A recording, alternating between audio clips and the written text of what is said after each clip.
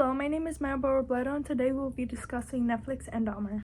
Case study number 2 highlights Netflix's obsession with true crime. True crime is defined as a nonfiction genre in which the author examines a crime and the people associated with the criminal events. True crime has become one of the most popular genres on Netflix as of 2022, and they roughly have around 40 Netflix originals on the streaming platform. One of the most popular shows on the Netflix streaming platform is Monster, the Jeffrey Dahmer story, which quickly ranked to number 1 on the streaming platform at the time of publication.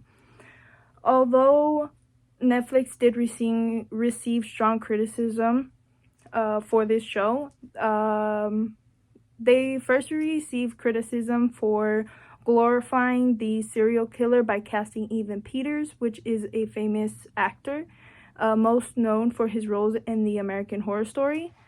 Next,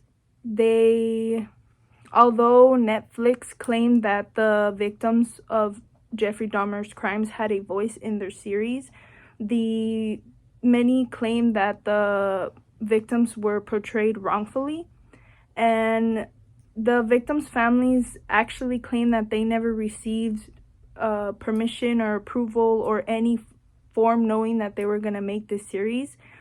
Although this was all public record for Netflix to go ahead and make this series, it still doesn't make it okay for them to not consult the families and think of their opinion on the series as well. While we are focusing on the Dahmer story today, this isn't the only Netflix original that has brought backlash on the company. Therefore, this brings us to our primary problem, which is that the company name is losing credibility and is receiving backlash based on ethical concerns and production for the true crime Netflix originals.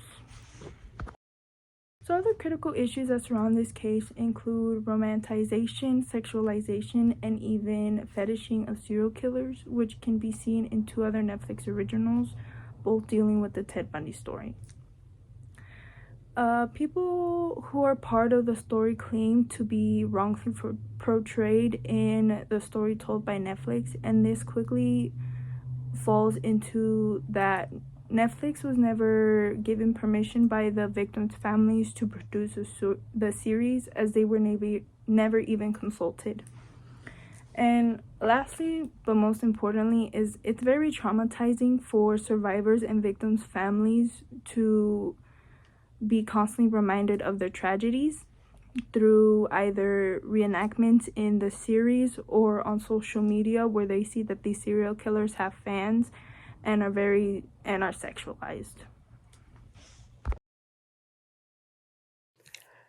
Hello everyone, my name is Elias Dizeli, and these are the relevant stakeholders of this situation. For internal, we first have upper management, and their main concern is that they won't be able to create this series moving forward and gain profits from it. According to Debate, Netflix believed that they had to make this series, even if they had to put the victims and the families aside, so the general audience can have a source of education, entertainment value, and learn about the controversies related to this case. Their ultimate goal is that they no longer receive backlash on the matters. Next, we have shareholders. For them, their main concern is that if Netflix doesn't deal with this situation, customers will start to delete their accounts because of the controversies, and this will ultimately lead to Netflix losing profits, which means that the shareholders will also lose their profits. Their ultimate goal is that they don't lose money over Netflix's decision on the creation of this show. Next, we have the external factors. For customers, their main problem is that this show makes you sympathize with Dahmer. More specifically, according to Fenwick, the series takes a look at Dahmer's past, and how we could see that he had a lonely and miserable childhood with no parental figures to guide him, and how he was constantly bullied, which shouldn't be the main focus of a true crime series. The customer's ultimate goal is that this show is removed from Netflix due to the insensitivities behind it. Next, we have the families of the victims. For them, their main issue is that they weren't contacted to create an accurate story of what actually happened to the victims. That was derived from Dubai's article, and their main goal is that that these victims can eventually rest peacefully without all of these big corporations milking their stories without telling an accurate depiction of what happened to them, and more so what happened to the serial killer and the murderer. Finally, we have competition. Their main concern is that since Netflix is receiving all the backlash for their series, so will they for their past works. For example, according to Bohannon, for the creation of the show called The Act, a story depicting Gypsy Rose Blanchard's life.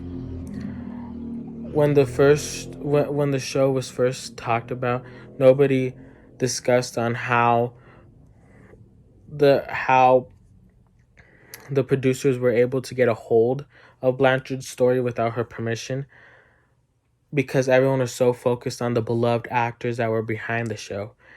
But now people discuss about how unethical it was, how they were able to do this without Gypsy Rose and her permission. And the main goal for competition is that they want to not receive backlash for their works as well.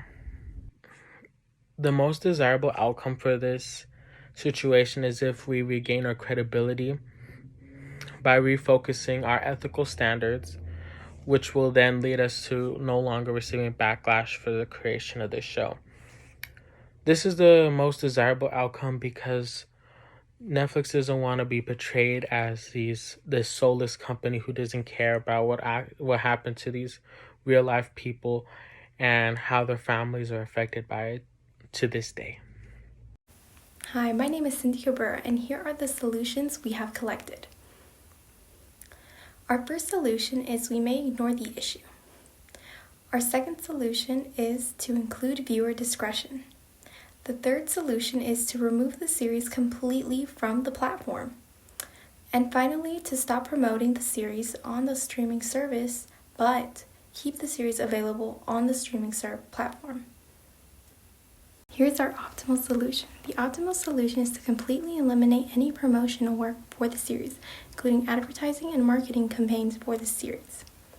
We can keep the series on the streaming platform, but acknowledge the mistakes the company has made regarding the story. Disney Plus has also made a decision like this one. Disney Plus is a streaming platform that streams Disney-owned movies, TV series, and more. Disney Plus, or the Disney Company, produced and created movies such as Song of the South, a movie that received backlash for its racist portrayal of Black people, as the movie romanticizes the view of plantation life and patronizing the depiction of Black individuals. Because of this, Disney no longer promotes this movie or any media that has negative portrayals of individuals on their streaming service. Other movies like Aladdin and Dumbo had controversial content as they depicted racist portrayals of Black, Arabic, and Indian people. Because of this, Disney included a viewer discretion, acknowledging the issue, and no longer promotes this type of content. Thank you, and this concludes our video presentation.